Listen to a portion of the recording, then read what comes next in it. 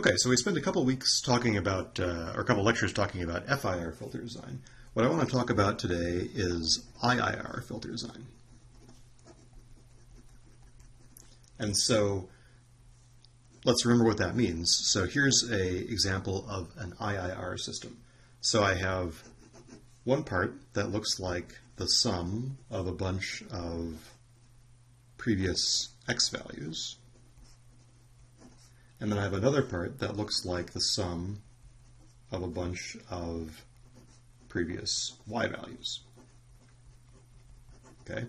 And so if I didn't have this part, right, this would just be like an FIR filter, but once I have this extra part, that's like an IIR filter because I'm feeding back previous value to the output to create the current value of the output. Now in theory, I could kind of create a infinite impulse response. So my h of n corresponding to this, if everything is causal, looks like something that has, you know, an infinite number of entries, right? That's what happens when I do this output feedback. But I can show that if I want to know what is the effective transfer function, my effective transfer function is simply, you know, again, assuming everything is causal, this guy, this is the Z transform, and I can show that that's the ratio of these two things, basically. I have the FIR part on the top, and I have the IIR part on the bottom.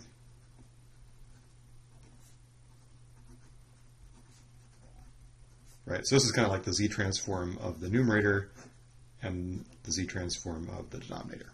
Okay. So a couple things make IIR filter design different than FIR filter design. So one of them is that, you know, kind of differences, I would say. So one thing we talked about in the context of FIR filter design was that we wanted to get linear phase, right? Linear phase was important because that meant that it was effectively like filtering the signal and then at the same time delaying it. So we were willing to tolerate this phase distortion as long as it simply delayed the output. However, we can't do linear phase in the IIR case because, you know, this linear phase we showed corresponded to the symmetry of the impulse response, right? And so if I have an infinite impulse response, you know, there's no way that I can be symmetric around any given point because the impulse response always goes up infinitely in the right-hand direction. So it's not possible to get that symmetry around some certain point. So unfortunately, we can't really remove phase from the design process like we did in the FIR case, and that kind of means that filter design for IIR filters is generally a little bit more complicated.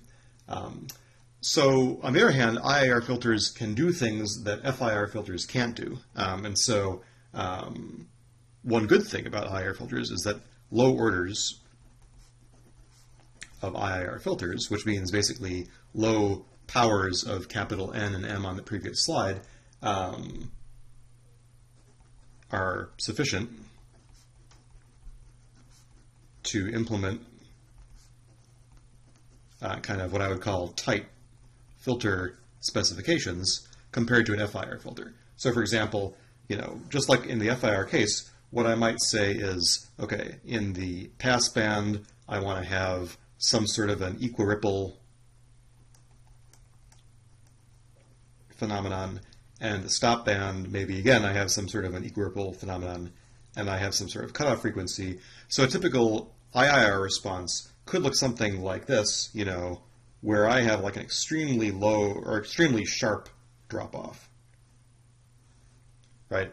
And so to get this kind of a steep drop-off might be very difficult to do with a kind of finite FIR filter that has a very low order. Whereas maybe I could do this with kind of an order 4 or an order 5 IIR filter. So in some sense, IIR filters have a good advantage that way. And so the design process is, you know, similar to the way we did it for FIR.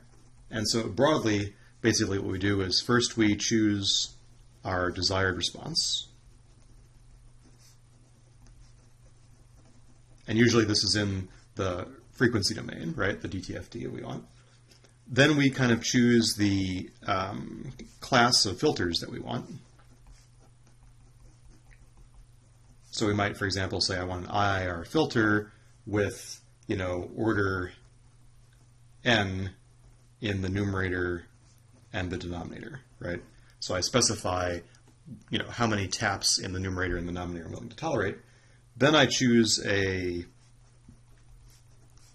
kind of a distance measure. So maybe we better call this, h desired, between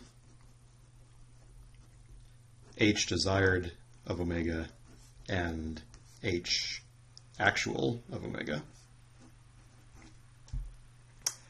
And then I find the optimal filter in the class that minimizes the error, or the distance measure.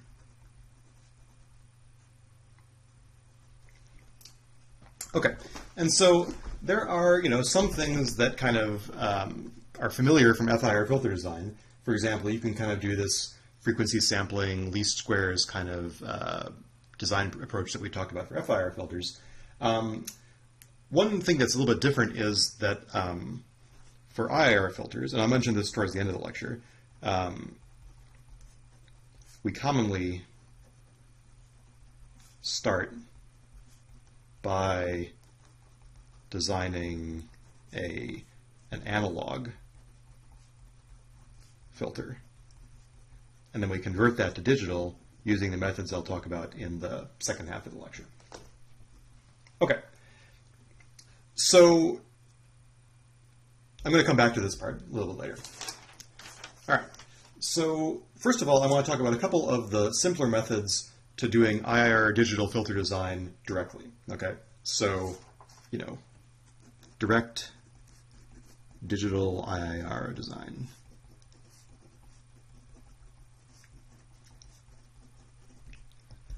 So one common one, or one well-known one, is called Prony's method.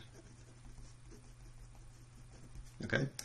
And this is a kind of, in some sense it's kind of an unusual method because what I do is I design it in the time domain. Okay? And so the idea is I begin with a, given a desired infinite impulse response. So I have this h desired, and this is specified in the time domain. What I want to do is I want to, and actually I think this is okay. You may see me also abbreviate this as HD of n to avoid writing so many letters, right? And this n is between 0 and infinity. Okay, so this goes on forever. And what I want to do is I want to find corresponding coefficients a and b so that I can approximate that IIR response as well as possible with this structure.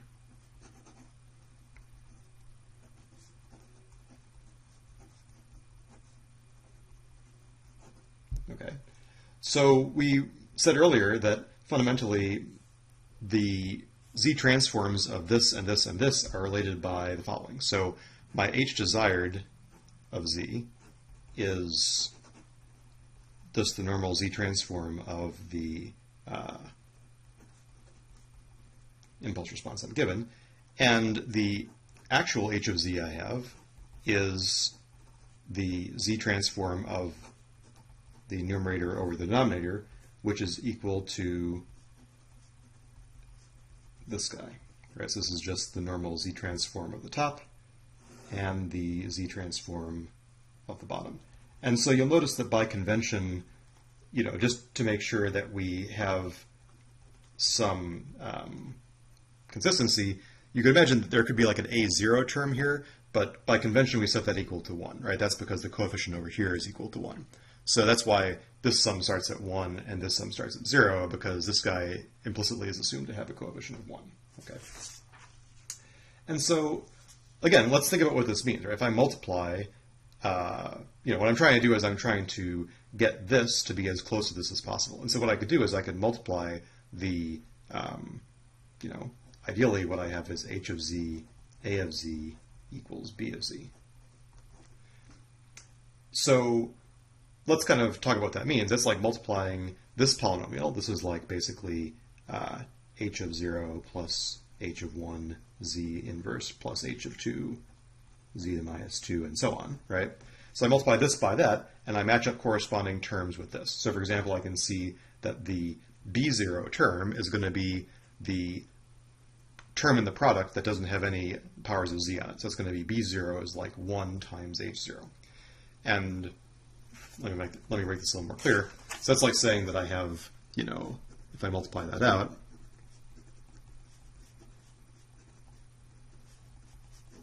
I have this guy.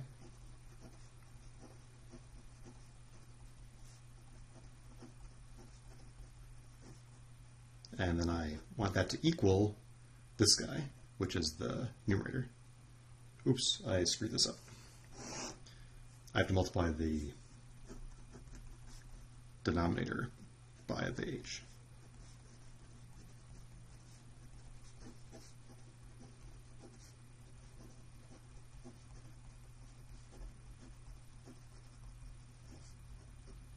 Dot, dot, dot, equals, and then the numerator is this.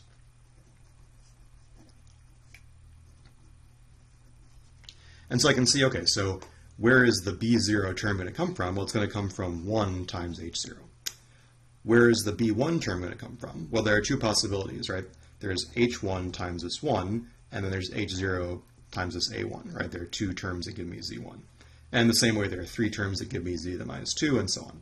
And so I can write this in a matrix form, right? Where on this side, I have the b terms, and then on this side, I have the h terms. And on this side, I have the a terms.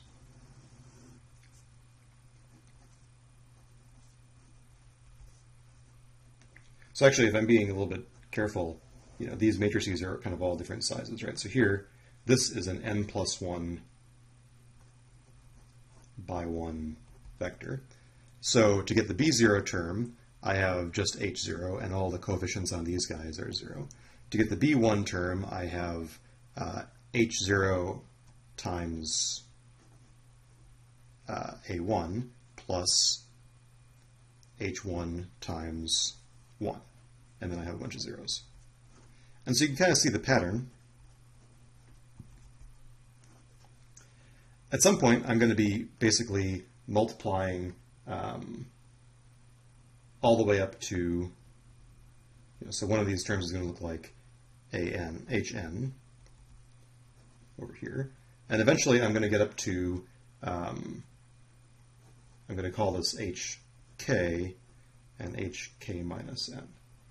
And so what I'm saying here is that, how many powers of z can I create here? Well, here what I'm going to say is, let's suppose I look at the first k plus 1 terms of the impulse response, right? And so here, what I'm saying is, okay, well, I'm going to only give you n plus 1 coefficients here, and I'm only going to give you m plus 1 coefficients here. And so here what I have is a k plus 1 by 1 vector, and here what I have is a k plus 1 by n plus 1 matrix, right? And so this matrix contains coefficients of,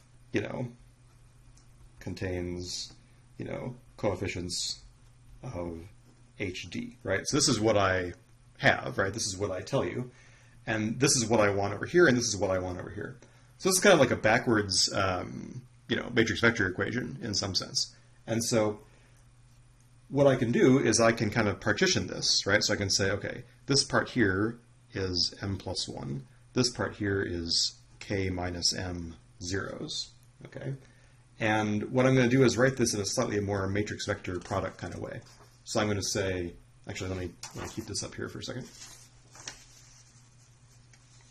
So I'm going to write this like this vector little b 0. Okay, so this is going to be m plus 1. This is going to be k minus m. That equals a matrix full of coefficients, and I'm going to multiply that by a vector 1 and a. Okay.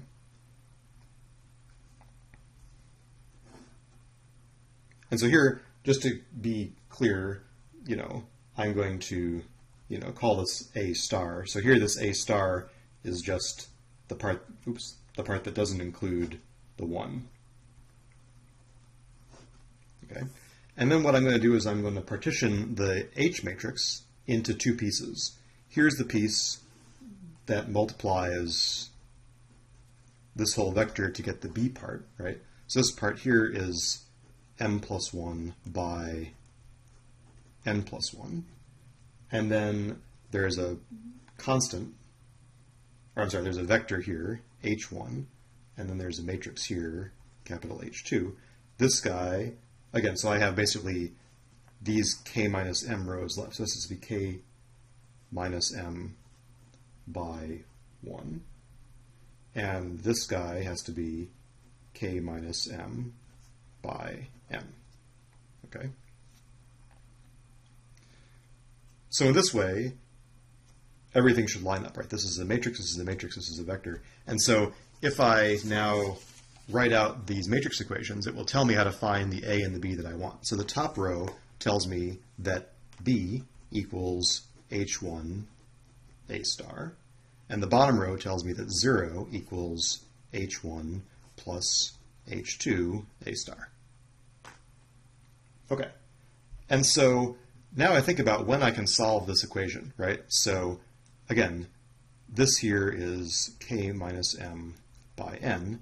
This here is m by 1, right? So if k minus m is exactly equal to n, then this is a square matrix, and I can exactly solve this, right? So that means that, that's like saying that the k is m plus n. That's like saying I have the, the IIR has, m plus n plus 1 values. Okay, and so what that means is if this was true, I could say that H2 A star equals minus H1, which means that A star would be equal to H2 inverse H1, like this. And then I could plug in to say, okay, once I knew what the A's were, then my B would be just whatever H1 was times the corresponding A, right? And so this would be the exact A and B that would correspond to the first, K values of the impulse response. So this is all stuff that only depends on the IIR impulse response that I give the algorithm, and this tells me what's the best numerator to the denominator, okay? And so actually, it's funny, this was actually discovered by this guy Prony in 1790, so, long time ago, in the context of doing research on properties of gases or something. So, this was kind of a non-EE kind of thing. Okay, and so the downside is, right, this is only basically saying, okay, I'm only making this work for the first, m plus n plus 1 values of the impulse response. So what if I had a longer impulse response than that? Well, then, what do we do with the rest of the impulse response?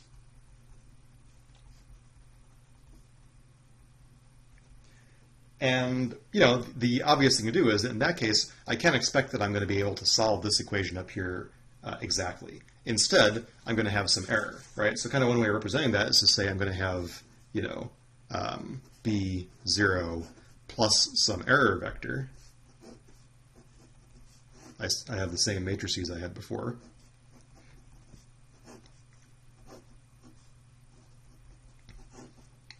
And then what I want to do is I want to, minimize this norm, right? I want to make this error as small as possible, right? So when this matrix is square, I can make the error equal to 0. When this matrix is not square, I have to minimize the error. And so again, what I want to do is I want to instead, and you can work out the details, you know, this is going to be basically a least squares solution. This tells me that the best A is related to this pseudo-inverse, right? So when H2 is square, I get exactly the same thing I got before, but otherwise I have to deal with the pseudo-inverse. Pseudo-inverse. That's the least squared solution. And then in the same way, my B is the same thing I got before, okay? And so, you know, this is something that's a little bit not quite what I want. I mean, in some sense, what I want, what we may really want, is to minimize this guy here.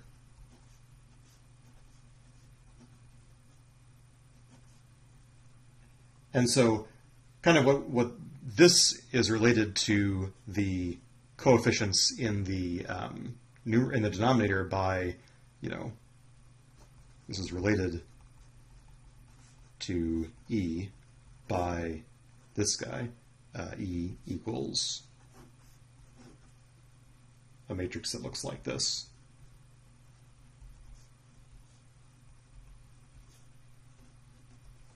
So this is like E equals A E hat. And so it's kind of like a weighted, difference between the error that I have and the error that I might want. And so what you would do in practice is you would iterate back and forth between minimizing this and estimating the weights A. So you kind of could alternate back and forth. And so let me just show an example of how this works in Matlab. And so here, let's suppose that I have a, so this is just an example from the help documentation. So there's a, you know, there's a Prony command in Matlab. And so this is exactly saying, okay, you give me the impulse response and how many B's you want in the numerator and how many A's you want in the denominator, and it will return a B and the A that fit that as close as possible, okay? And so here's their example. This is like saying, okay, let's make a filter, find its impulse response, and then give that impulse response to Prony with the numerator and denominator order and see what we get, right? So I'm just going to copy this guy here, and so here is my guy here, and so this is a Butterworth filter, and this Butterworth filter basically has 4 coefficients. And so if I create the numerator denominator just in the same way that Prony asks for it,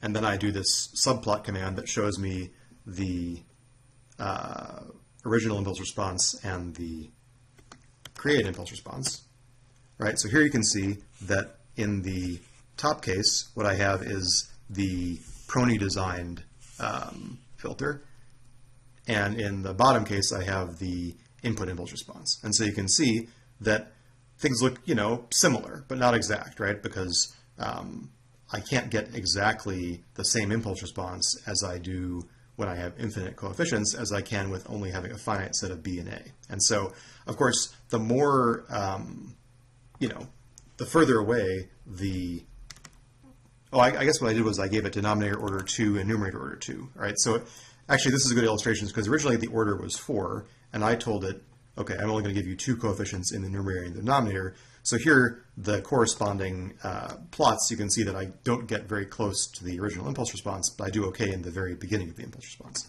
If I were to increase the numerator and the denominator order to 4, then my Prony design will look a lot closer. And so if I go back to the subplot that I want to do, and I stem plot the impulse response there, then you can see that actually here I get basically the same impulse response in both cases, right? Because the numerator denominator order that I'm giving kind of agree with the underlying order of the impulse response that I started with, right?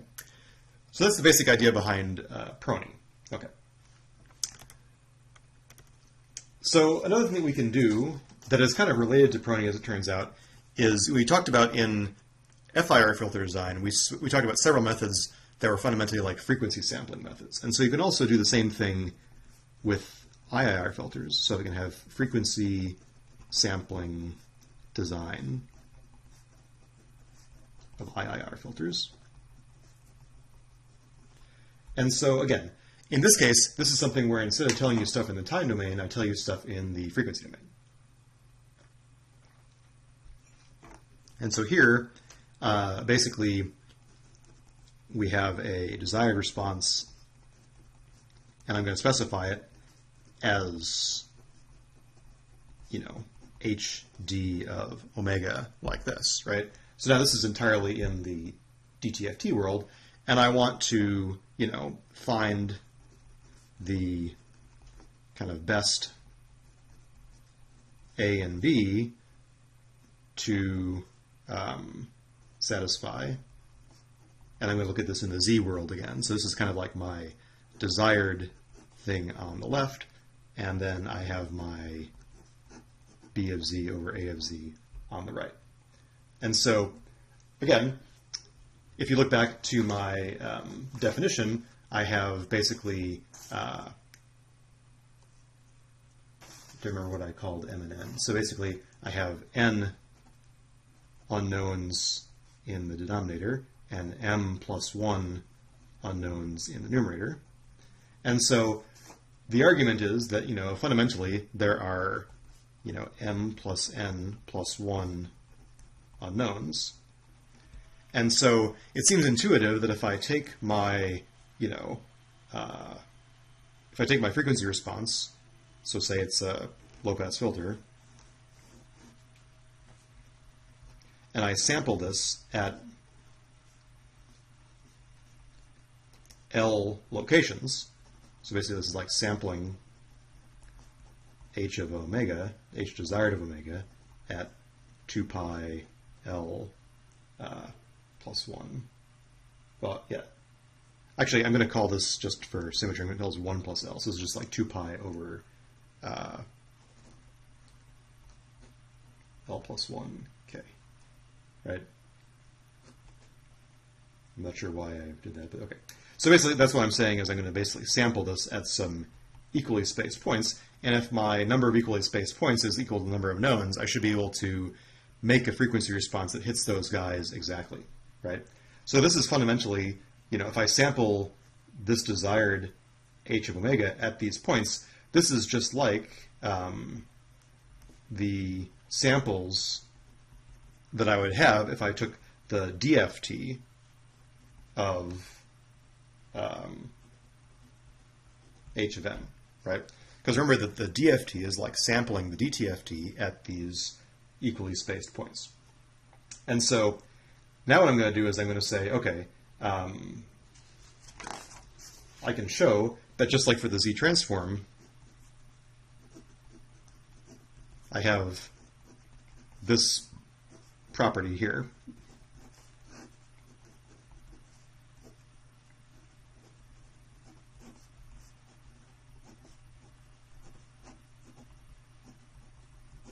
Where each of these guys is going to be a length L DFT, and this division is like kind of, you know, element by element division. You know, kind of like Matlab's dot slash, right? So I can show that the DFT of this impulse response is the same as the DFT here over the DFT here, as long as I take the length properly, right? I guess these are actually length L plus 1 DFTs. Okay. And so if I wanted to get back my B and A, right? So this is kind of like saying that, again, what I would do is I would take the inverse DFT, right? So hence, what I would do is I would take the length L plus 1 inverse DFT of the H of k samples. And here, you know, there's kind of this relationship again that multiplication or division. So again, let me write this like this. This is like saying that my B of k is equal to my H of k, A of k, element by element, right? And so that means if I'm multiplying in the frequency domain, I'm doing circular convolution in the time domain, right? So a different way of saying that is that in the time domain, so in time domain, what I have is circular convolution, where this B equals my H desired circularly convolved with A, right? And so here, what I have is, again, a similar situation. I have, these are my unknown coefficients of B. Then I have a matrix here. And again, just to be a little bit, I guess just to avoid a little bit of confusion, although I know this is maybe a little bit confusing already. So what I have is the following. I have a matrix like this. I don't know why I do this. And then this guy, oops, I did this wrong. Okay, let me write this a slightly different way. So what I have here is, I have, these guys are my B's. Then I have these guys. So again, I'm going to write these G's.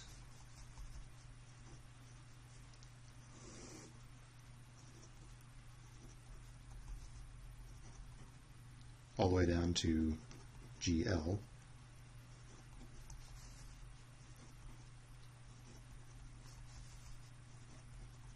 And this guy is going to be G1.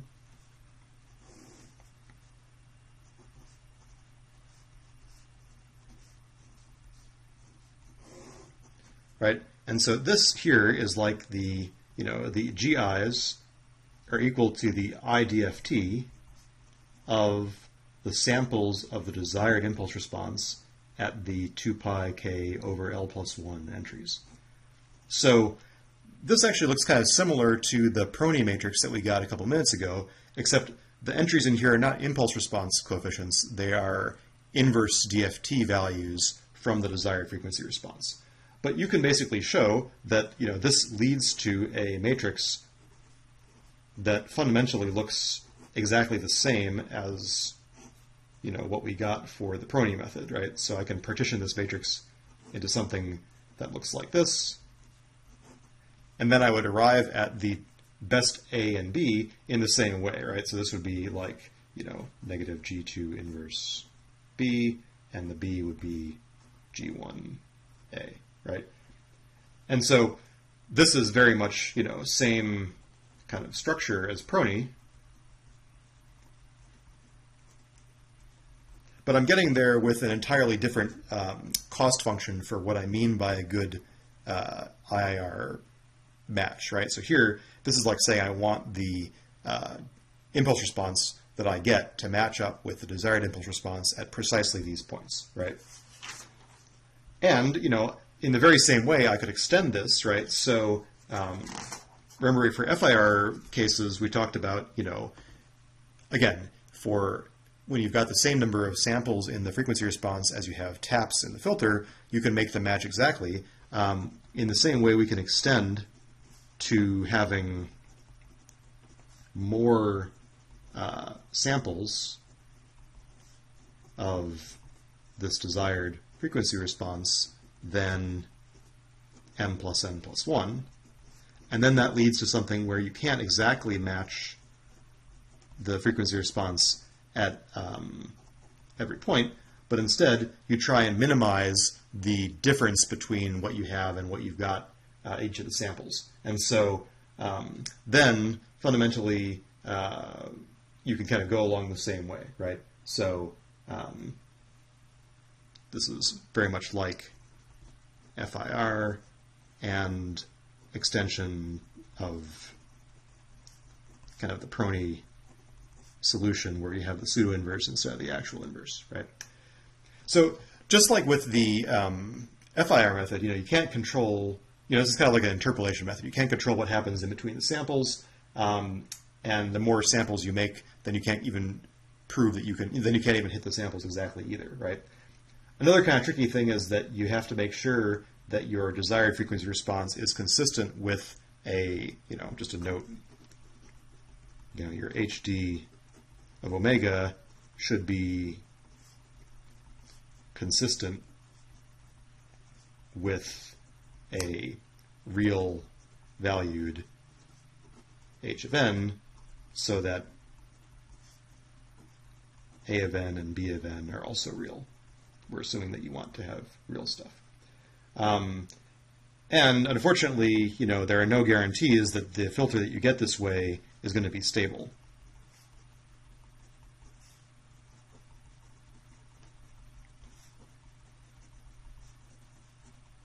Which is a guarantee that you get for the FIR case.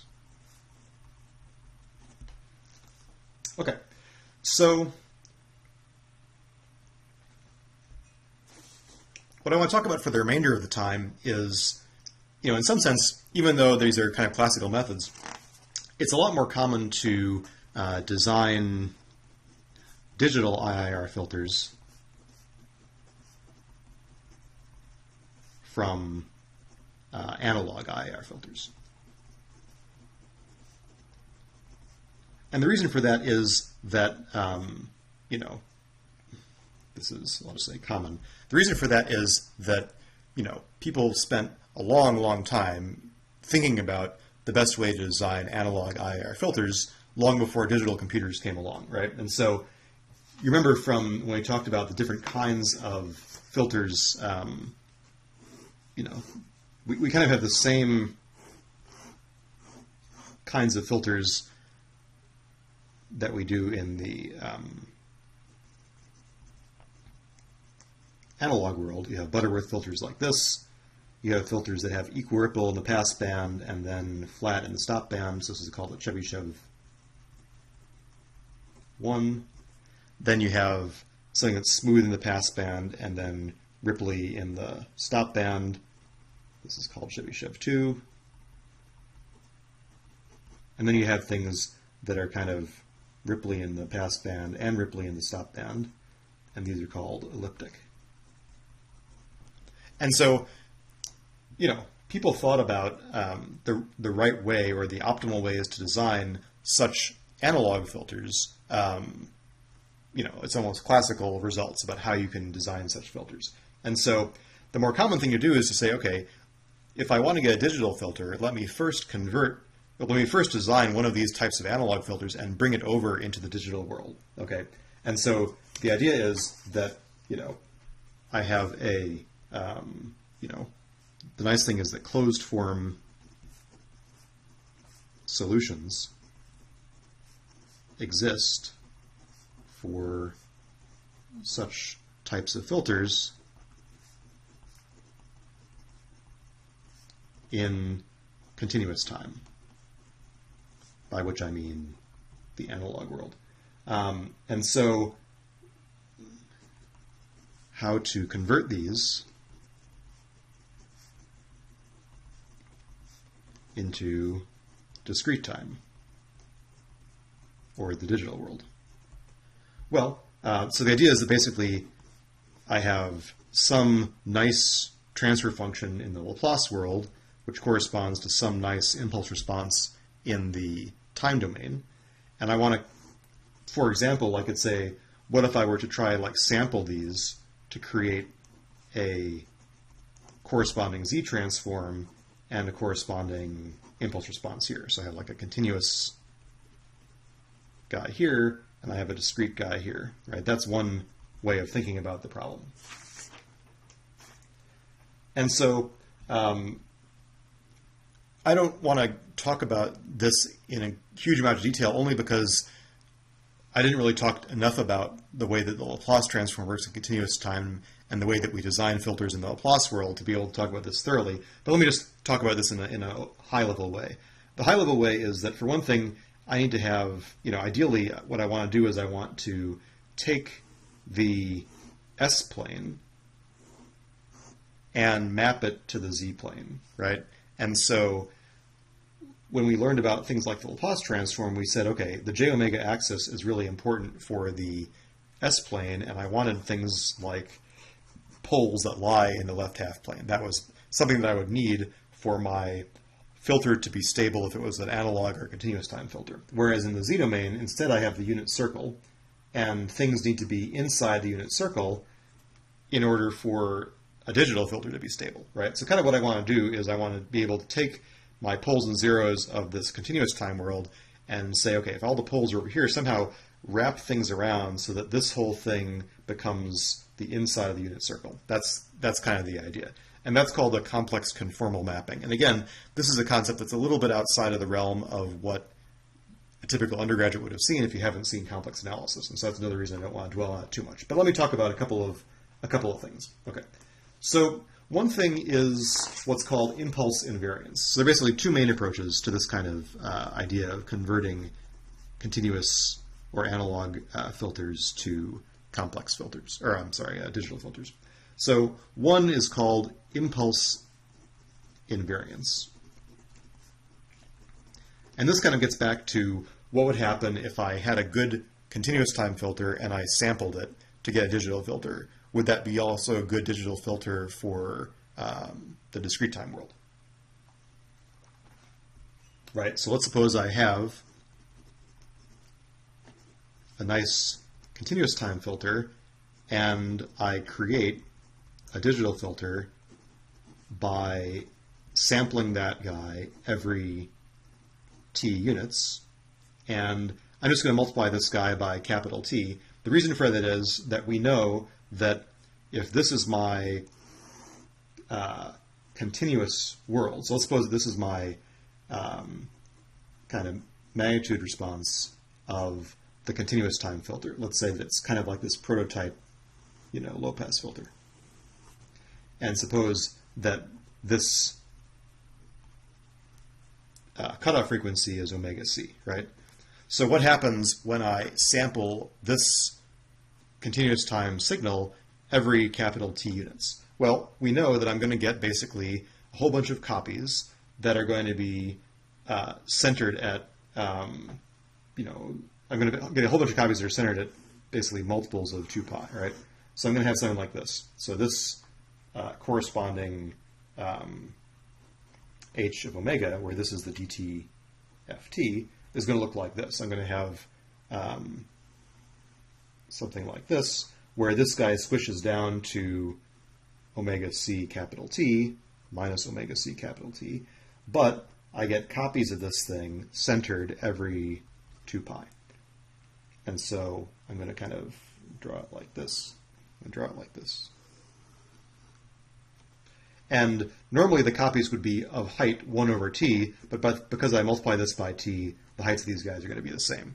And so kind of the argument that you could make is to say, okay, here's the frequency response of my continuous time filter. Here's the frequency response of what I get by sampling the continuous time filter. And I could see that you could imagine trying to basically design this filter in such a way that when I get the 2 pi repeated copies, that too much bad stuff doesn't happen, in the overlap region, right? So, for example, you might imagine something like this, where if I had a very narrow band filter, right, I could have something that looked like this, and then when it expands out into copies, maybe the copies are nice and don't overlap very much, and then I could have this kind of prototype thing where I could say, okay, well, if this was my desired cutoff here, then I could get the same desired cutoff here. So this is kind of like the good case. But everything depends on the sampling rate, right? Because if I don't, so if I have a bad sampling, what I could get would be that these guys would spread out significantly, and that my copies would have aliasing in the frequency domain, and that would mean that when I add these two things together, I get a frequency response that looks something that may be more like this, right?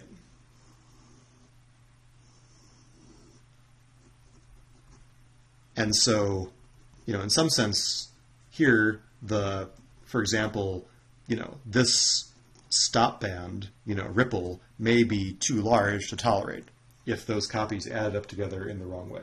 So, the idea is okay in some cases, right? Because in some sense, I'm preserving the shape of the frequency response, more or less.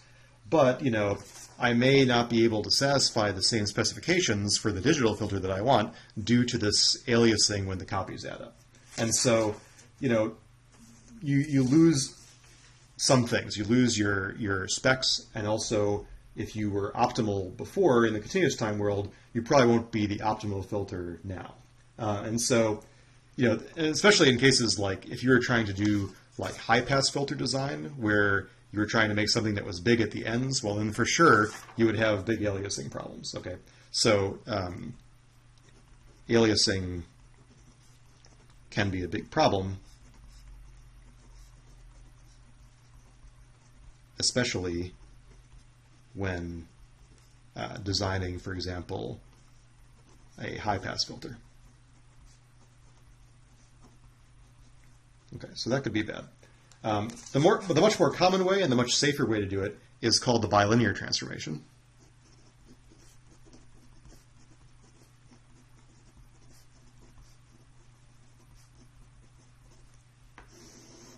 Okay, and so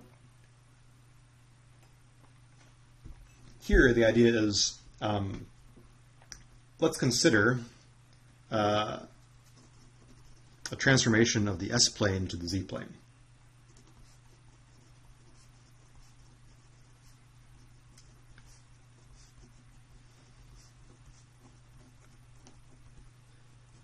Which is just a way of saying, a function that takes one complex number and makes another complex number. Okay, so here's going to be my special function. So here's going from Z to S, and here's going from S to Z. Okay. Well, let's kind of make a table of what happens, right? So, and remember, what I'm going to do is I'm going to say this is my S, this is my Z, and this is my omega. This is like the kind of DTFT, right? So when S is equal to 0, right? And again, what I'm going to do is kind of draw, here's the S-plane, and here's the Z-plane, right? And so let's suppose that I have S is equal to J times some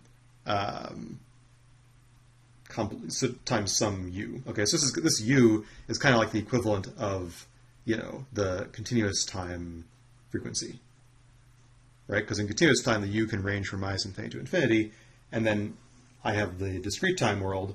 So this is the S-plane, this is the Z-plane. So here, my Z is equal to e to the j omega, and this is the omega that I'm mapping over here, right? So when S is equal to 0, right? So when S equals 0, I plug this in, and I get 2t over 2t. So there, my Z equals 1, right? So that's like saying that this point maps over here, and the corresponding omega is 0.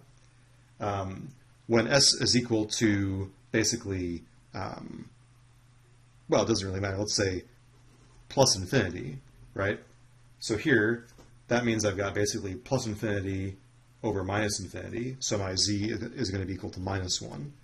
That means that my Z is over here and my frequency is pi. And actually, if S was equal to plus or minus infinity, I still get this, right? So it's like saying that basically this maps to here, and all the way up plus or minus infinity maps to here. And so it's like I'm saying I take the whole positive j omega axis and I wrap it around to this. I take the whole negative j omega axis and I wrap it around to that.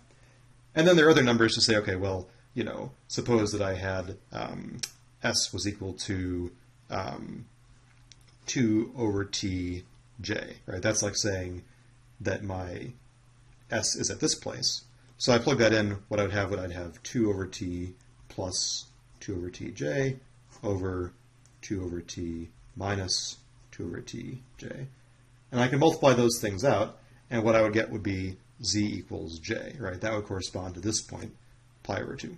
So this kind of tells me that if I go 2 over t here, this is the first quarter of the circle, and then this is the second quarter of the circle. And then, you can think about if I look for S somewhere deep into the left half plane, if I have like S equals minus 2 over t, then that turns out to correspond to the interior of the circle, right? Because if I plug in minus 2 over t here, I get z equals 0. And, this is not a point on the, circle. But this kind of shows me that I'm taking all of this stuff over here. The boundary, the j omega axis, wraps around onto the circle, and the whole left half of the S-plane maps into the interior of the unit circle in the Z-plane, okay? And so that's the idea, is that, suppose that I have an analog filter. So let's suppose I have this analog filter that looks like this. And I know that, ideally, this omega axis goes out to infinity, right? Actually, I'm going to call this U, right? This is what I call the continuous time frequency. And this would be like my magnitude response, right? So let's suppose that I have this. This is like saying that this function will turn into, if I were to apply that transformation. So again, this guy here is called the bilinear transformation. So if I apply this transformation, I'm going to call this the BLT. I'm going to get a new filter where, again, this guy gets mapped to some new value. Everything that was over here at plus infinity gets mapped to pi, and then everything that was over on this other side, right? So this is kind of like my conjugate symmetry. All that stuff here gets mapped back to this, right? And so what I can do is I can say, here is my omega, star in the continuous world. That's going to map over into some omega star in the discrete world. And the bilinear transformation lets me figure out, okay, so I can tell where all of the old analog frequencies go to in the digital world. And so the kind of neat idea is what I do is I design an analog filter with certain cutoffs in the analog world, and I kind of pre-warp those cutoffs to know that when I do the bilinear transform, I can predict where they're going to end up. So I can say, okay, I want the passband to be from here to here, and I preliminarily warp those to places in the analog world. I design my analog filter using these closed form expressions, and then I know that when I take the bilinear filter, I can go back and get this. And so kind of the idea is, I kind of pre-warp the desired digital filter cutoff frequencies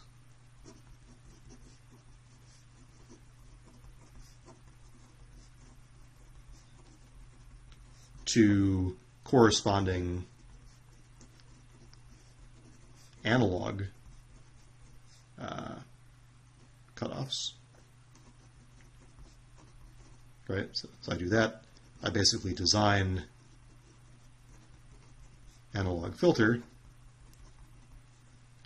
and then I warp back to digital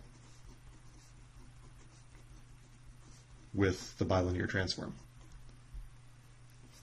And the nice thing about this is that, if I'm compliant, if I meet my specs for the analog filter in terms of passband ripple and stopband ripple, the digital filter will also meet those specs, right? Because nothing is changing on the y-axis, right? The only thing that's changing is I'm kind of compressing the x-axis. And so if I had a certain ripple over here in analog, I'll have the same ripple over here. It will just be kind of squeezed together, right? Same with stopband ripple. And the same with smoothness characteristics, right? So everything that's on the y-axis that was optimal in the analog world will continue to be optimal in the digital world. The only thing I have to do is make sure that I get my cutoffs right. And so that's kind of neat. And so just to kind of make a final sketch here, so the idea is that, this is my kind of analog frequency, and this is my digital frequency. The digital frequency, let's say, ranges from 0 to pi. The analog frequency ranges from 0 to plus infinity. And so the idea is that that bilinear transform has a, something that looks kind of like this, where there's this kind of serious kind of compression at high frequencies, right? So if I had a analog cutoff of like, 20,000 hertz, then that may correspond to like, 5 pi over 6 or something like that. I mean, everything depends, again, on the sampling frequency that I chose, right? So if you look back at the definition of the bilinear transform, this capital T here is the sampling frequency, basically. And so everything depends on that as well. And so luckily, as with most signal processing stuff, you don't have to actually manually do this. Matlab has some nice tools for it. And so if you look at this thing called fdatool, which is like filter design assistant tool, something like this, or filter design and analysis, right? So here, this is kind of a sketch of what I want when I design a filter. I specify this passband and stop band, I specify the passband ripple, and I specify the stop band ripple, basically. And so here, this is basically saying, okay, if I am designing a low-pass filter, and I want equal ripple, so this is FIR filter design. If I want IIR filter design, what I'm saying is, okay, so for a, let's say, Chebyshev filter, so here I'm going to have passband ripple and right. So if I design the filter, here what I can say is, okay, this is actually already warped to a continuous time filter because I'm specifying a sampling rate, right? So here my sampling frequency is 48,000, so that means that the frequency in kilohertz only goes up to 24,000. But I can warp this back so that this point gets mapped back to pi in the digital world, right? And so you can see here I've got this passband ripple, and if I were to increase my tolerance for what I could expect in the passband, then I can make a little bit greater ripple, right? And the same way, if I ask for elliptic filter, this way I'm specifying both passband and stopband ripple, and I can do, in some sense, better, right? So if I'm using fewer coefficients, right? So if you compare here, this was a order 6 elliptic filter, whereas to have the same characteristics for Chebyshev filter, I needed to have an order 10 to meet the same characteristics in the passband. So again, elliptic filters are generally the best. And this is a nice little tool. You can see kind of where the poles and zeros are. You can see what the coefficients are in the numerator and the denominator, and you can pass those into your workspace. And then you can basically decide, okay, what are the types of filters that I want? And this thing also applies to FIR filter design as well. And then you can say high pass, band pass, and so on. Kind of along with this is, just while we're talking about this, there are a few more Matlab filter design tools, like there's a filter viewer tool, or maybe there's actually SP tools, a signal processing tool in general. So this basically lets you design filters and so on. And this just kind of pops up. If you've got a given filter, there are some nice tools for visualizing the magnitude response, the phase response, both of these on the same graph, and so on. There's also if you just want a quick and dirty filter design, there's something that's literally called like Filter Builder. And then this thing basically lets you say, okay, I just want to put in exactly the specs that I want. Whoops, I lost my window here. So I can say, okay, suppose that I want an IIR filter. I want to find the minimum specifications possible to be able to, whoops, I'm sorry. I'm trying to make this window bigger, but I guess I can't. So I want to find the minimum specifications possible. And here you have the normalized passband and stopband, or you can specify in hertz and so on, but then you have to specify a sampling rate. And then, what kind of optimality do you want? Ripple in passband or stopband or both. And then you can just say apply, and then it creates this filter in your workspace. And if you wanted to, from this window, you can see the filter response right away, right? So again, all the stuff that I kind of talked about, especially the bilinear transform and so on, that's all built into these Matlab commands. And so if you're doing real-life filter design in Matlab, all you have to do is look in the signal processing toolbox for, all of these analog and digital filter designs, and you can see all the stuff that we've been talking about over the past few lectures, Butterworth, Chebyshev, elliptic, and then over here are things like FIR filter design using different methods and so on. Okay, so that kind of concludes our section about filter design in general. And so the next few lectures are going to be about saying, okay, so we don't necessarily always want to have a filter that is fixed in, fixed in the frequency domain forever, right? That filter we may want to adapt to do different things to our signal. And so the next few lectures are going to be about adaptive filtering, and that'll be next time. Okay, so that's it, and see you next time.